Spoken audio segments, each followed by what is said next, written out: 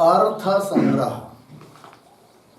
अर्थ संग्रह ग्रंथ में पेज नंबर 50 पुष्पिका नंबर 12 में हम लोगों ने कुछ विचार किया है।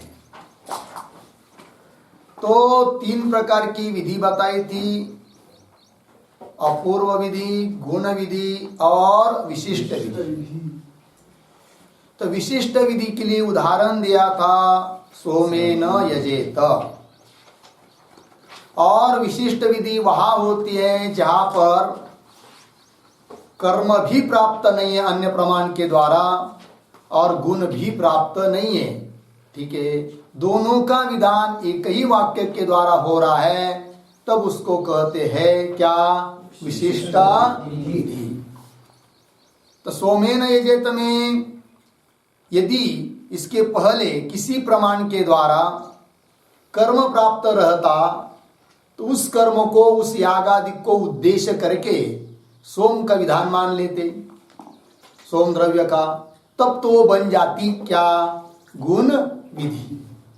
किंतु ऐसा है नहीं है। इसके पूर्व में किसी वाक्य के द्वारा याग की प्राप्ति नहीं है, इसी वाक्य के द्वारा याग की भी प्राप्ति है और गुण की भी प्राप्ति है। तो अन्य कर्म, अन्य प्रमाण के द्वारा, अन्य वाक्य के द्वारा यागादि कर्म प्राप्त न होने के कारण इसको गुण विधि मान नहीं सकते हैं। ये बात कही थी। ठीक है, फिर बोलेंगे इसको अपूर्व विधि भी नहीं मान सकते, जिसको प्रधान विधि कहा गया था, उत्पत्ति विधि कहा गया था। क्योंकि इसमें सोम पद का उल्लेख है और सोम यह कोई याग का नाम नहीं है। सोम तो एक वल्ली का रस है, वो द्रव्य है, उसका विधान है। उसका उल्लेख होने के कारण यह अपूर्व विधि भी नहीं है। और येन केन प्रकार से अपूर्व विधि मान लेंगे तो सोम का अन्वय नहीं हो पाता है, इस बात को बताया था।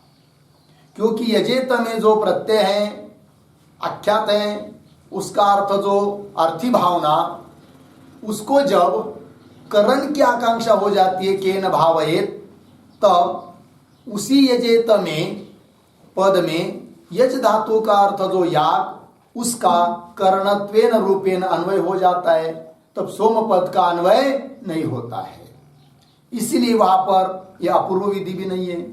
यद्यपि बाद में विशिष्ट विधि का अंतर्भाव अपूर्व विधि अर्थात उत्पत्ति विधि में ही होता है, किंतु यहां पर प्रकारांतर से 3 विधि बताना है, अपूर्व विधि, गुण विधि और विशिष्ट विधि। इसलिए इस स्थल पर इस विधि का अंतर्भाव उत्पत्ति विधि न करके एक विशिष्ट विधि भी होती है, इस बात को द्योतित करने के लिए, समझाने के लिए ये सब चर्चा हो रही है। तो सोमेन यजेत यहां पर विशिष्ट विधि मान लिया, ठीक है, लेकिन वहां पर सोम पद की लक्षणा करनी पड़ी।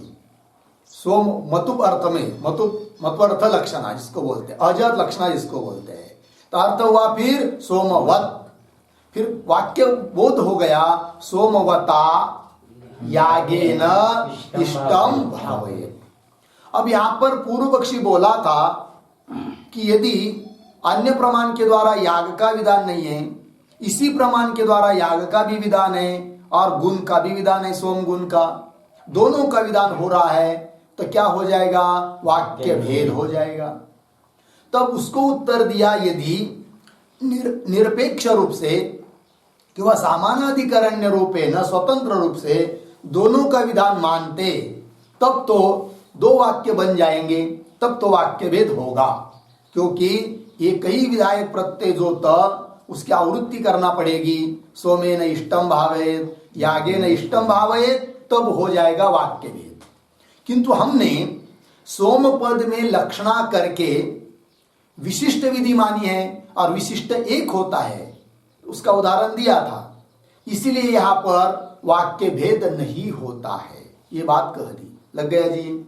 यदि वाक्य भेद होता तो बोलेंगे भाई वाक्य भेद होगा तो होने दो ना, क्या आपत्ति है।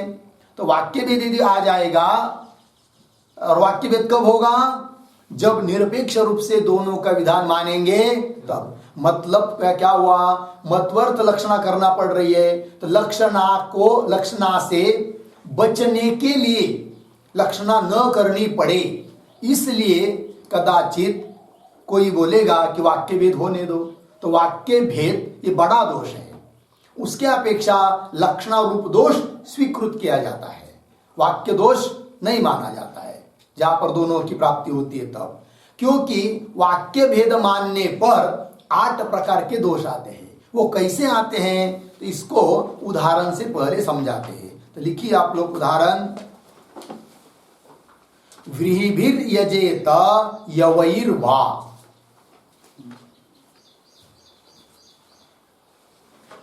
व्रीहिभिर यजेत यवैर्वा,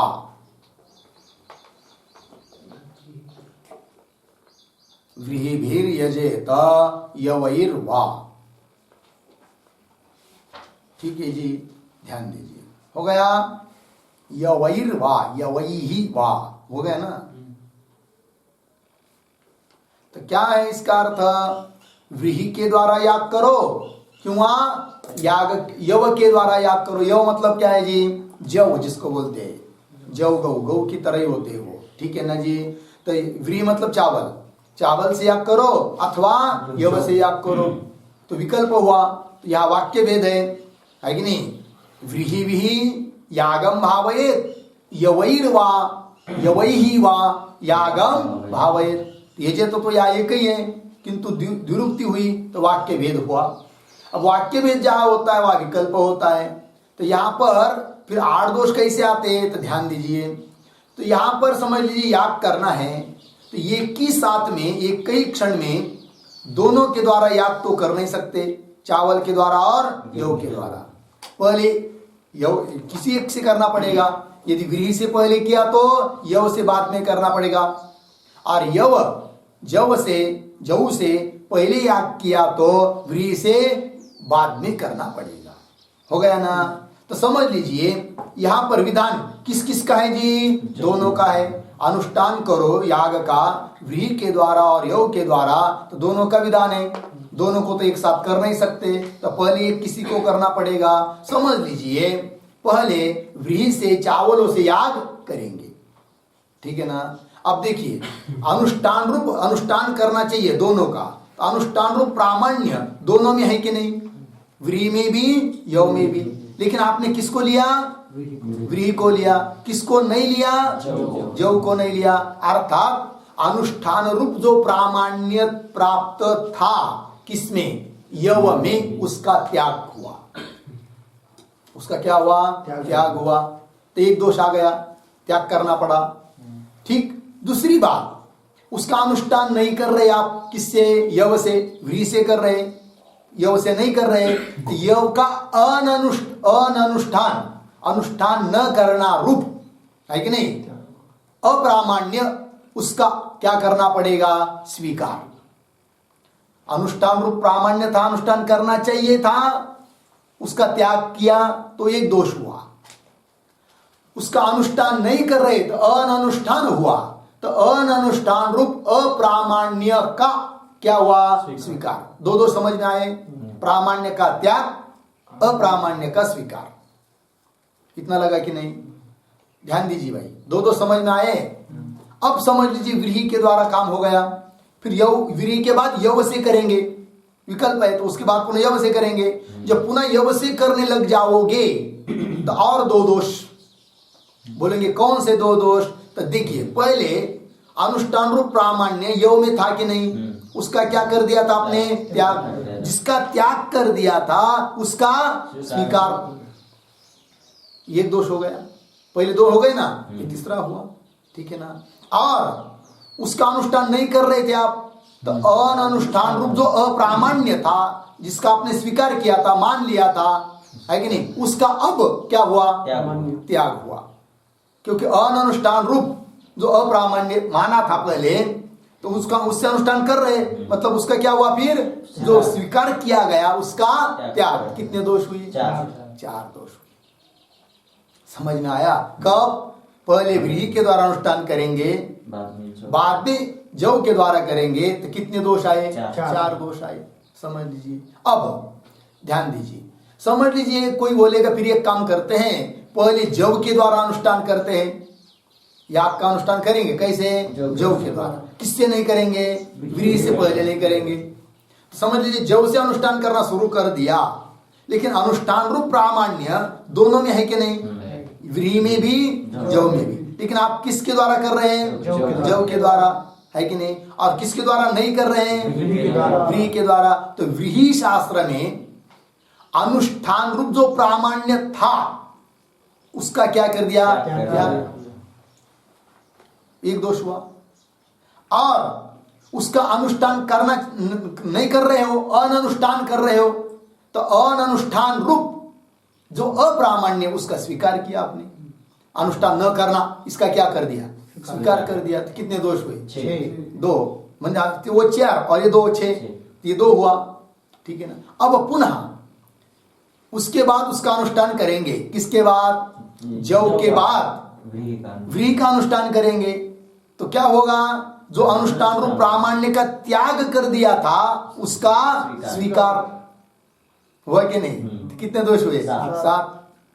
और अनुष्ठान रूप अप्रामाण्य का जो स्वीकार किया था उसका अब त्याग। तो कितने दोष हुए? 8। 4 और 4 8। इस प्रकार के 8 दोष आते हैं। कब? जहां पर वाक्य भेद होता है। बात समझ में आई कि नहीं आई? आई ना। 2 है ना, व्रीहि और व्रीहि के द्वारा पहले अनुष्ठान करेंगे तो जव का अनुष्ठान नहीं करेंगे, तो जो प्राप्त था अनुष्ठान रूप प्रामाण्य उसका त्याग, और अनुष्ठान रूप अप्रामाण्य का स्वीकार। 2 दोष हुए, है कि नहीं? फिर व्रीहि के बाद जब जव का अनुष्ठान करना आरंभ कर देंगे, तब अनुष्ठान रूप प्रामाण्य का जो त्याग किया था उसका स्वीकार, और अनुष्ठान रूप अप्रामाण्य का जो स्वीकार किया था उसका त्याग। तो कितने 2 हो गए? 2 और 2 4 हुए। उसी प्रकार समझ लीजिए, शुरू में सबसे पहले व्रीहि से अनुष्ठान न करके जव से ही कर देंगे, तब उधर 4 दोष आते हैं व्रीहि शास्त्र में। तो 4 और 4 8, ऐसे 8 दोष आते हैं। कब? जब वाक्य भेद होता है तब। इसलिए वाक्य भेद दोष है वो नहीं आना चाहिए। और पूर्व पक्ष ने कहा था कि दोनों का विधान आप मानोगे, सोम का भी तो याग का भी, तो क्या होगा? वाक्य भेद होगा, और वाक्य भेद होगा तो 8 दोष आएंगे। कैसे आएंगे? तो सोम का भी विधान, याग का विधान। सोमेन इष्टम भावयेत, यागेन इष्टम भावयेत, दोनों की प्राप्ति है। अब समझ लीजिए आप सोम के द्वारा अनुष्ठान कर रहे हैं, ध्यान दीजिए, तो याग के द्वारा नहीं कर रहे, तो कैसे दोष आएंगे? फिर याग करने के लिए अनुष्ठान रूप जो प्रामाण्य याग में है उसका त्याग, है कि नहीं? और अनुष्ठान कर रहे उसका, तो अनुष्ठान रूप अप्रामाण्य का स्वीकार। ठीक। और सोम के बाद याग का अनुष्ठान, है कि नहीं, करेंगे, तो क्या होगा? पुनः और दोष, 2 दोष। क्या? जो अनुष्ठान रूप प्रामाण्य का त्याग किया था उसका स्वीकार, और अनुष्ठान रूप अप्रामाण्य का स्वीकार किया था उसका त्याग। तो कितने दोष हुए? 4। समझ लीजिए, आप कोई बोलेगा कि वाक्य भेद है ना, तो फिर सोमेन इष्टम भावयेत, यागेन इष्टम भावयेत, तो याग पहले कर लेंगे, बाद में सोम करेंगे। तो उसी प्रकार की 4 दोष इधर में भी आ जाएंगे। समझ में आया ना? तो ये 4 और वो 4 कितने हुए? 8। समझ लीजिए याग का अनुष्ठान कर रहे, सोम का नहीं कर रहे, तो कैसे 4 दोष? तो सोम में भी जो अनुष्ठान रूप प्रामाण्य था उसका त्याग। अब अननुष्ठान रूप अप्रामाण्य का स्वीकार लग गया। फिर याग के बाद सोम करेंगे तो क्या होगा?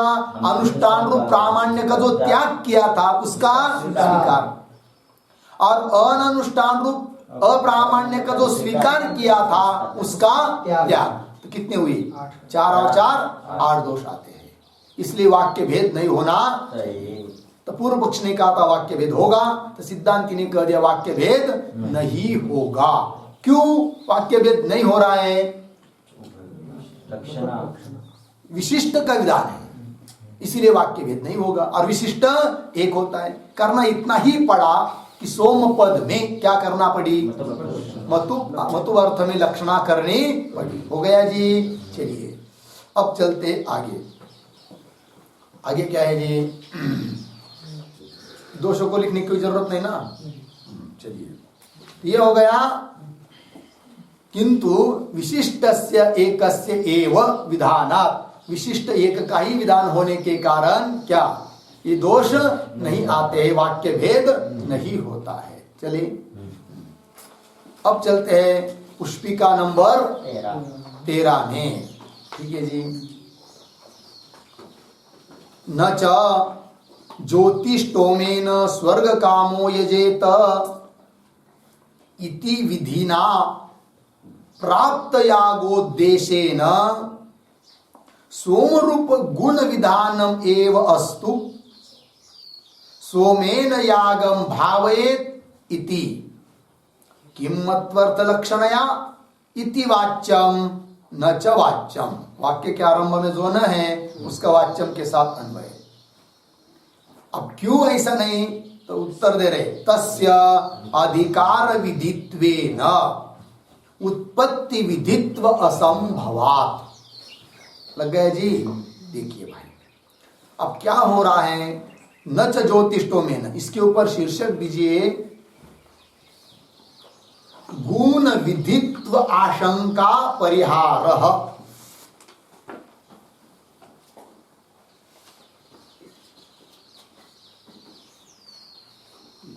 गुण विदित्वा आशंका, विदित्व आशंका जोड़ लीजिए। गुण विदित्वा आशंका परिहारः।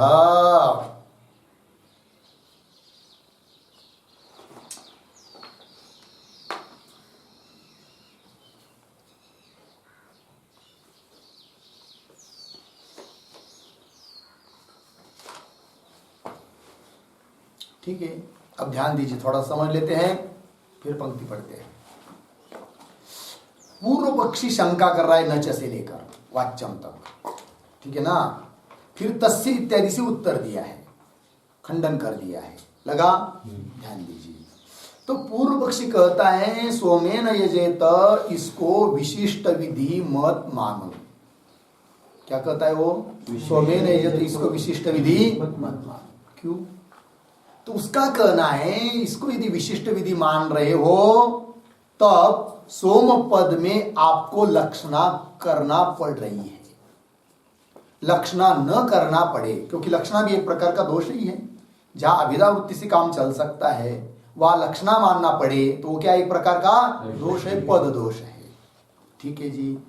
तो लक्षणा न करनी पड़े इसके लिए प्रयास कर रहा है पूर्व पक्षी। तब क्या करना होगा? इसको विशिष्ट विधि मत मानो। फिर बोलेंगे विशिष्ट विधि नहीं मानेंगे तो वाक्य भेद हो जाएगा। तो पूर्व पक्षी बोलता है वाक्य भेद भी नहीं होगा। फिर क्या करो? तो पूर्व पक्षी कहता है इसको आप उत्पत्ति विधि मत मानो। जब इसको आप उत्पत्ति विधि मानोगे, अपूर्व विधि जिसको कहते हैं, तब वाक्य भेद आता है। क्योंकि अन्य प्रमाण के द्वारा याग की प्राप्ति नहीं रहती है, तो याग का भी विधान मानना पड़ रहा है, और सोम का उल्लेख होने से गुण का भी विधान मानना पड़ रहा है। तब दोनों का विधान मानेंगे तब वाक्य भेद ना। किंतु एक काम करो कि इसको गुण विधि मान लो। कौन कह रहा है? पूर्व पक्षी। किसको? सिद्धांति को कह रहा है। लेकिन गुण विधि किसको मानो कह रहा है वो? सोमेन यजेत, इस विधि को गुण विधि मानो, ऐसा वो कह रहा है। वाक्य भेद भी होगा नहीं। क्योंकि अपूर्व विधि मानने के लिए हम नहीं कर रहे, हम क्या कर रहे हैं, गुण विधि मानने के लिए कर रहे हैं। अब सिद्धांती पूछेंगे फिर पूर्व पक्षी को, अरे पूर्व पक्षी, गुण विधि कहाँ होती है तुमको पता है क्या?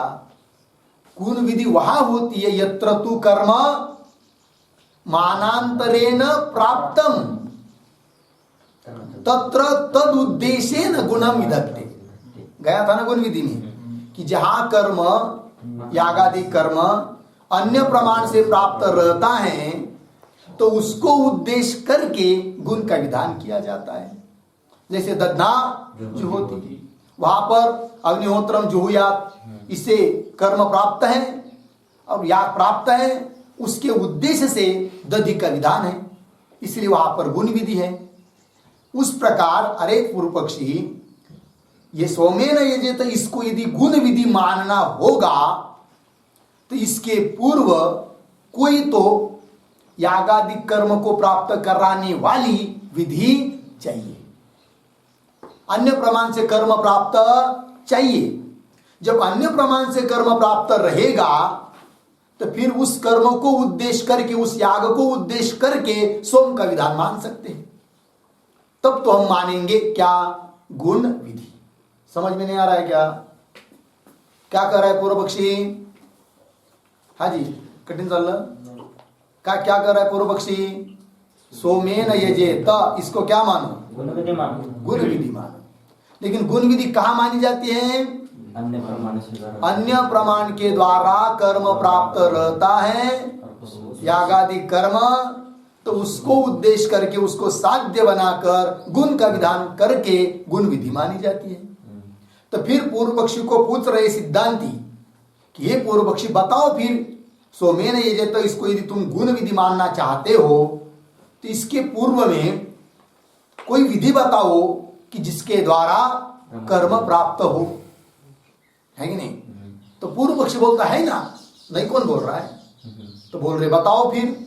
तो वो कहता है, ध्यान दीजिए, पूर्व पक्षी कहता है ज्योतिष्टोमेन स्वर्ग कामो यजेत। बोलिए, ज्योतिष्टोमेन स्वर्ग कामो यजेत, है कि नहीं? ये विधि मान लेंगे, ध्यान दीजिए। ज्योतिष्टोमेन, ज्योतिष्टोम नाम का याग है, ये याग का नाम है। तो ज्योतिष्टोम नाम का जो याग, उसका विधान इस वाक्य के द्वारा हो रहा है। फिर उस याग की प्राप्ति हो गई अन्य प्रमाण से, उस याग को, ज्योतिष्टोम नाम के याग को उद्देश्य करके सोम का विधान मान लेंगे, सोमेन यजेत। तो विधि, गुण विधि का लक्षण घटित हो जाएगा। यत्र तु कर्म मानांतरेण प्राप्त, अन्य प्रमाण, कौन हुआ अन्य प्रमाण यहाँ पर? ज्योतिष्टोमेन स्वर्ग कामो यजेत, यह अन्य प्रमाण हो जाएगा। उसके द्वारा कर्म प्राप्त है, फिर उसको उद्देश्य करके सोमेन यजेत द्वारा गुण का विधान मान लेंगे, सोम रूप गुण का। फिर अर्थ हो जाएगा सोमेन ज्योतिष्टोम यागम भावयेत्, सोम के द्वारा ज्योतिष्टोम याग का क्या करो, सिद्धि कर लो। तो गुण विधान हो जाएगा। कौन कह रहा है? समझ में आया है पूर्व पक्षी का कहना? उसी पंक्ति को देखिए, न कानवे बाद में, ज्योतिष्टोमेन स्वर्ग कामो यजेत, मिला पंक्ति, इति विधिना, इस विधि के द्वारा, वहां पर विधि है ना, पाठ वेद दिया है नीचे, तो हम लोग पाठ पढ़ रहे, वहां पर विधि ना मतलब इस विधि के द्वारा प्राप्त यागोद्देशेन, तो याग प्राप्त हो गया। फिर कौन सी विधि के द्वारा? ज्योतिष्टोमेन स्वर्ग कामो यजेत, इस विधि के द्वारा प्राप्त हो गया क्या? याग। प्राप्त याग, उसको उद्देश्य करके, है कि नहीं? प्राप्त यागोद्देशेन सोम रूप गुण विधानम एवस्तु, सोम रूप गुण का विधान मान लो, है कि नहीं? विधानम एव अस्तो। फिर क्या अर्थ निकलेगा वाक्य का? सोमेन यजेत, इस वाक्य का सोमेन यागम भावयेत्। अब यहां पर सोम पद में मत्वर्थ लक्षणा करनी पड़ी क्या? नहीं। सोम का अर्थ सोमवता करना पड़ा का? नहीं। तो लक्षणा भी नहीं करनी पड़ेगी, तो लक्षणा से भी बच जाएंगे। लेकिन क्या करना हुआ?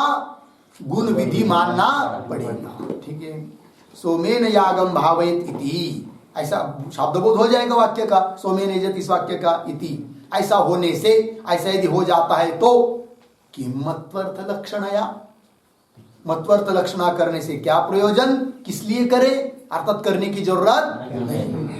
इति वाच्यम न च वाच्यम, हे पूर्व पक्षी ऐसा मत बोलो, ऐसा नहीं कर सकते। अर्थात सोमेन यजत ये गुण विधि लग गया जी, हाँ तो हो गया ना जी। तो यहां पर लिखा है ना सोमेन यागम भावयेत इति, हुआ ना, तो लिखते इस पर एक वाक्य,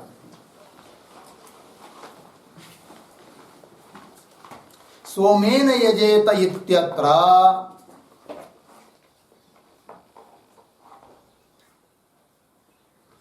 सोमेन यजेत इत्यत्र मत्वर्थ लक्षणाम विना एव,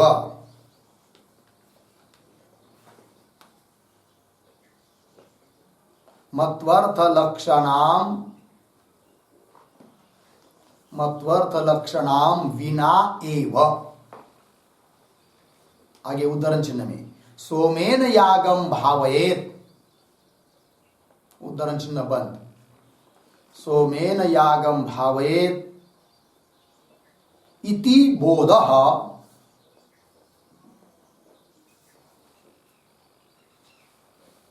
इति बोधः गुण विधिम स्वीकृत्य, गुण विधिम स्वीकृत्य भवति, स्वीकृत्य भवति, अतः किम मत्वर्थ लक्षणया,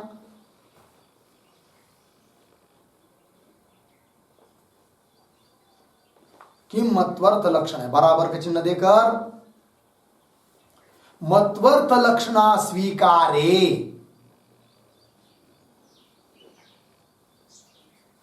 मत्वर्थ लक्षणा स्वीकारे किम प्रयोजनम, किम प्रयोजनम, प्रश्न चिन्ह, आगे नास्ति किमपि प्रयोजनम,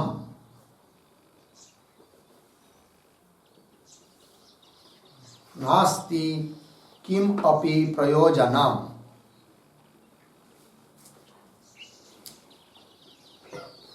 अतः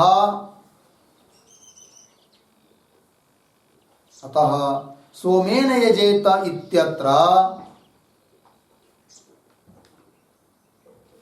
अतः सोमेन यजेत इत्यत्र गुण विधि एव अस्तु,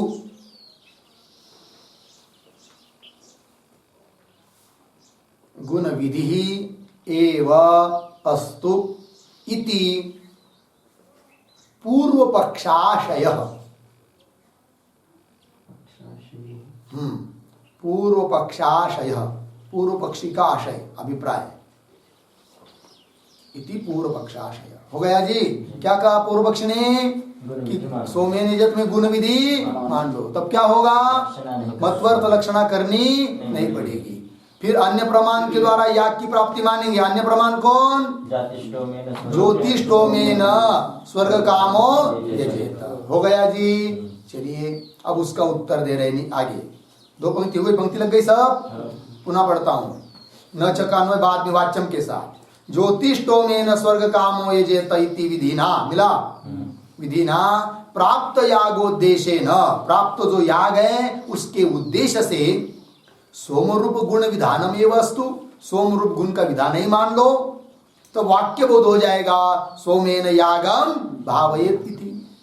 किम मत्वर्थ लक्षण, फिर मत्वर्थ लक्षण करने का क्या फायदा, क्या जरूरत है, कोई जरूरत नहीं है। इति वाच्यम न च वाच्यम, सिद्धांति करे ऐसा मत बोलो, क्यों भाई, उत्तर दे रहे हैं, तस्य अधिकार विधित्वेन उत्पत्ति विधित्व असंभवात्, बोलिए, तस्य अधिकार विधित्वेन उत्पत्ति विधित्व असंभवात्, उत्तर दिया एक पंक्ति में, ठीक है।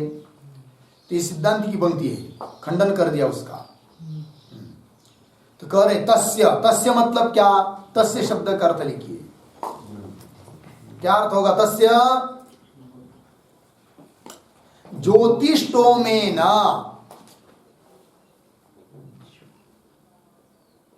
स्वर्ग कामो यजेत इति वाक्यस्य।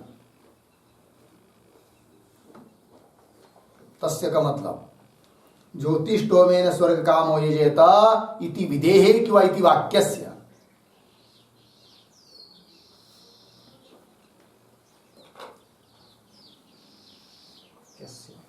इति वाक्यस्य, ठीक है, हो गया अर्थ? ध्यान दीजिए, तस्य मतलब ज्योतिष्टोमेन स्वर्ग कामो यजेत, ये वाक्य, ये विधि वाक्य, ठीक है, ध्यान दीजिए। अब लिखना हो गया पूरा, पुस्तक में देखिए, तस्य अधिकार विधित्वेन उत्पत्ति विधित्व असंभव। वो जो वाक्य है ज्योतिष्टोमेन स्वर्ग कामो यजेत, ये क्या है? अधिकार विधि है, और अधिकार विधि होने के कारण उसको उत्पत्ति विधि मान नहीं सकते हैं। क्या जी? अधिकार विधि होने के कारण इसको उत्पत्ति विधि मान नहीं सकते। ध्यान दीजिए थोड़ा, देखिए, अब सोमेन यजेत, इसको गुण विधि मानने के लिए क्या? सोमेन यजेत, इसको गुण विधि मानने के लिए प्रमाणांतर से कर्म की प्राप्ति माननी पड़ी। किस प्रमाण के द्वारा? ज्योतिष्टोमेन स्वर्ग कामो यजेत, अर्थात उसको उत्पत्ति विधि मानना पड़ता है, तब जाकर सोमेन यजेत ये हो सकती है क्या? गुण विधि। किंतु ज्योतिष्टोमेन स्वर्ग कामो यजेत ये उत्पत्ति विधि हो ही नहीं सकती। यदि उत्पत्ति विधि हो पाती तब तो सोमेन यजेत ये गुण विधि हो पाती, लेकिन ज्योतिष्टोमेन स्वर्ग कामो यजेत ये क्या नहीं हो सकती? उत्पत्ति विधि नहीं हो सकती। क्यों? वो अधिकार विधि है, और अधिकार विधि होने के कारण वो उत्पत्ति विधि हो नहीं सकती। तो बोलेंगे समझ में नहीं आ रहा है भाई, अधिकार विधि और उत्पत्ति विधि। तो इसको समझने के लिए पहले अधिकार विधि किसको कहते हैं, उत्पत्ति विधि किसको कहते हैं, उसको थोड़े में लिखेंगे, तब बात समझ में आएगी। तो लिखिए, अधिकार विधि बराबर नंबर 1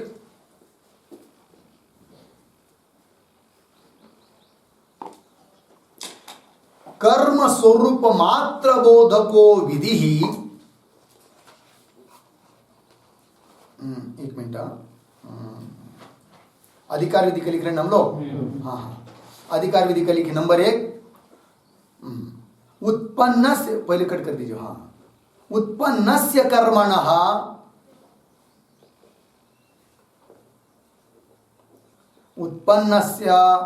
कर्मणः फल संबंध बोधको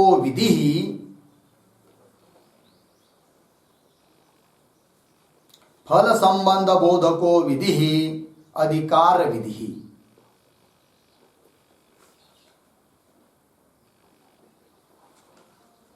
अधिकार विधि तत्वेन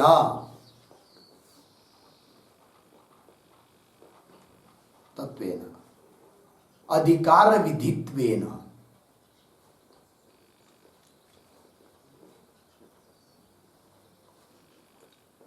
हो गया।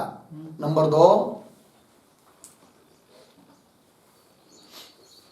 उसी की व्याख्या, अधिकार विधि की दूसरी व्याख्या, अधिकारः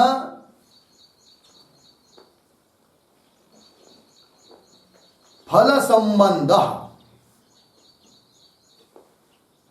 अधिकारः बराबर फल संबंध।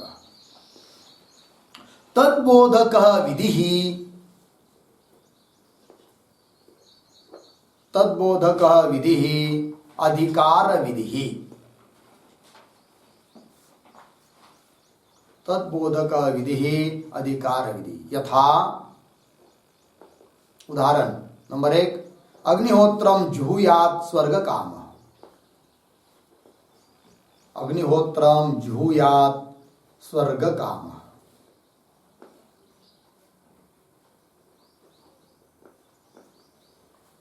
नंबर 2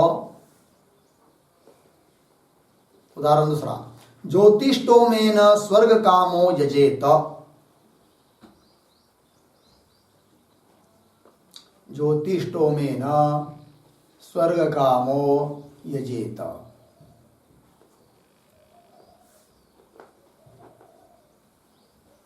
हो गया।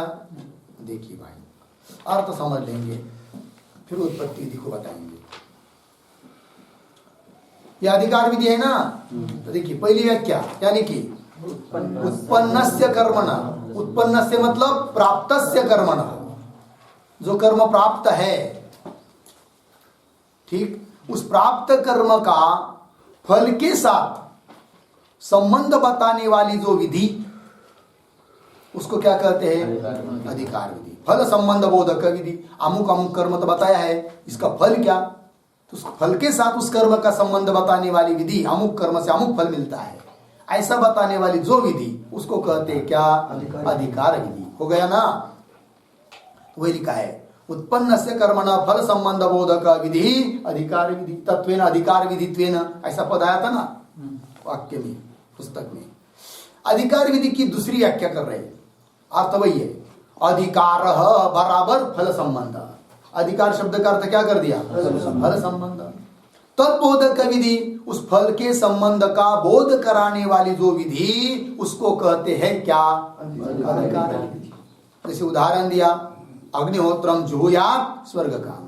तो अग्निहोत्र रूप कर्म के साथ स्वर्ग का फल बता, स्वर्ग रूप फल का संबंध बता रहे हैं कि स्वर्ग रूप फल की जिसको इच्छा है वो अग्निहोत्र नाम का याग करे, तो अधिकार विधि हो गई है। दूसरा उदाहरण दिया, ज्योतिष्टोमेन स्वर्ग कामो यजेत। जिसको स्वर्ग की कामना है उसने ज्योतिष्टोम नाम का याग करना चाहिए। तो ज्योतिष्टोम नाम का याग और फल स्वर्ग, इसका संबंध बताया, प्राप्य प्रापक भाव संबंध। इसलिए कौन विधि है, अधिकार विधि। इतना समझ में आया जी। किसको कहते अधिकार विधि, जिस विधि में फल का संबंध बताया जाता है उसको कहते हैं क्या, अधिकार विधि। इतना लगा। अब लिखिए उत्पत्ति विधि के बारे में। उत्पत्ति विधि नंबर 1, कर्म स्वरूप मात्र बोधको विधि ही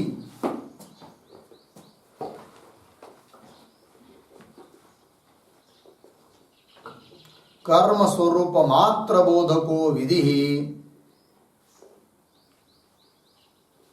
उत्पत्ति विधि।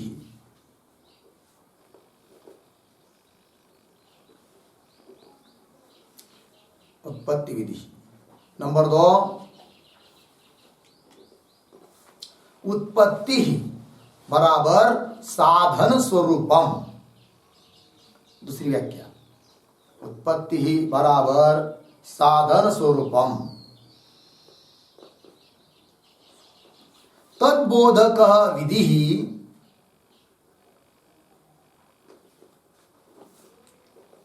तद्बोधक विधि उत्पत्ति विधि।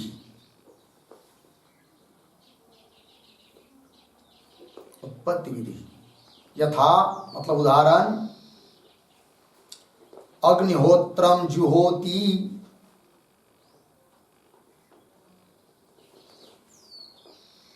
अग्निहोत्रम जुहोति।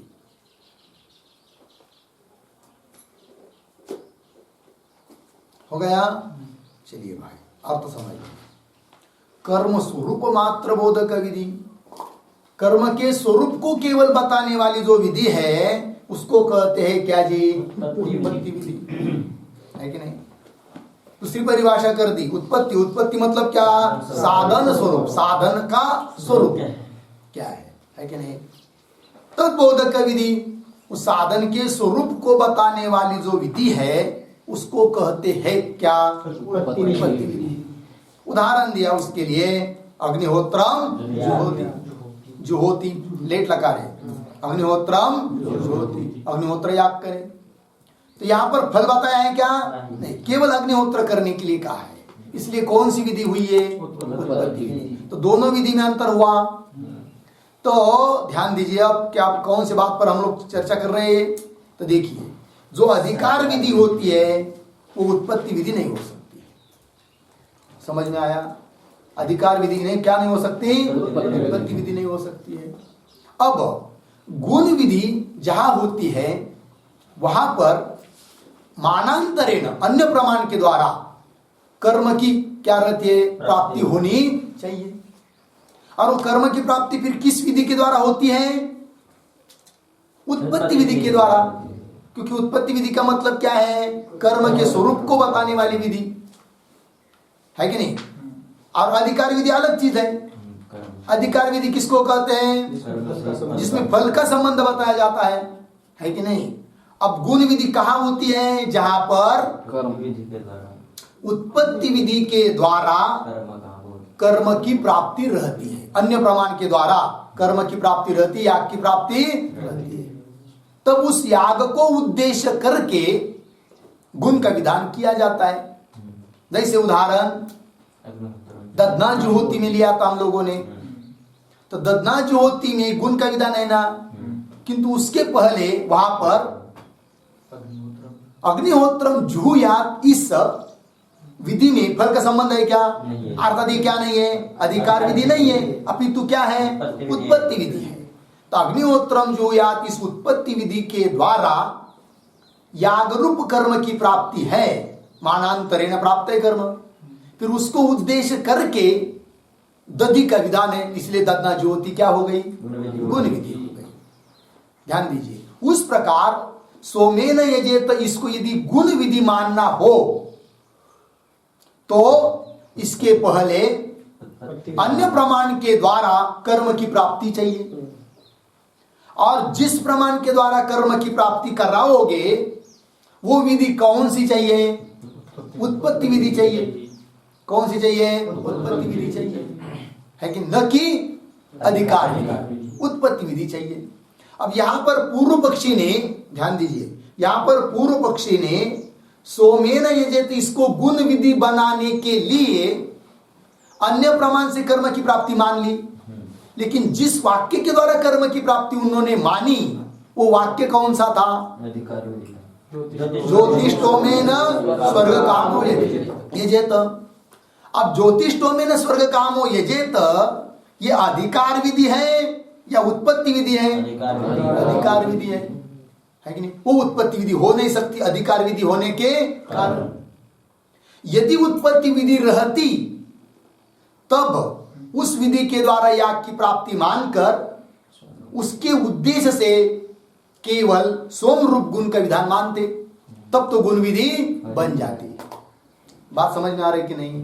तो सोमेन यजेत ये गुण विधि हो सकती या नहीं हो सकती, नहीं हो सकती। क्यों, ज्योतिष्टोम ने स्वर्ग काम यजेत, इसके द्वारा हम कर्म की प्राप्ति मान लेंगे तो क्या आपत्ति, ज्योतिष्टोम यजेत स्वर्ग काम, इसके द्वारा कर्म की याग की प्राप्ति मान नहीं सकते क्योंकि वो अधिकार विधि है, उत्पत्ति विधि। यदि उत्पत्ति विधि रहती तो फिर उसके द्वारा कर्म की प्राप्ति मानकर सोमेन यजेत के द्वारा गुण विधि हो जाती, लेकिन ये गुण विधि हो नहीं सकती। बात समझ में आ रही कि नहीं। हाँ, तो वही लिखा है, तस्य अधिकार विधित्वेन, तस्य तस्य ज्योतिष्टोमेन स्वर्ग कामो यजेत इति वाक्यस्य, यह अधिकार विधि होने के कारण, अधिकार विधित्वेन मतलब यह अधिकार विधि होने के कारण उत्पत्ति विधित्व असंभव, वो उत्पत्ति विधि हो नहीं सकती। इसलिए सोमेन यजेत इसको गुण विधि मान नहीं सकते। हाँ, यदि कोई उत्पत्ति विधि मिल जाए तब तो सोमेन यजेत को मान पाएंगे क्या, गुण विधि, लेकिन ऐसा कोई नहीं। तो पूर्व पक्षी का खंडन समझ में आया। पहले पूर्व पक्षी की बाजू समझ में आनी चाहिए कि वो क्या कहना चाहता है, कैसा सिद्ध करना चाहता है कि सोमेन यजेत इसको गुण विधि। फिर उसका खंडन कर दिया किसने, सिद्धांति हो गया। अब इस पर पुनः ननु से पूर्व पक्षी आ रहा है, इसका विचार हम लोग करेंगे। ओम पूर्णमदः पूर्णमिदं पूर्णात् पूर्णमुदच्यते पूर्णस्य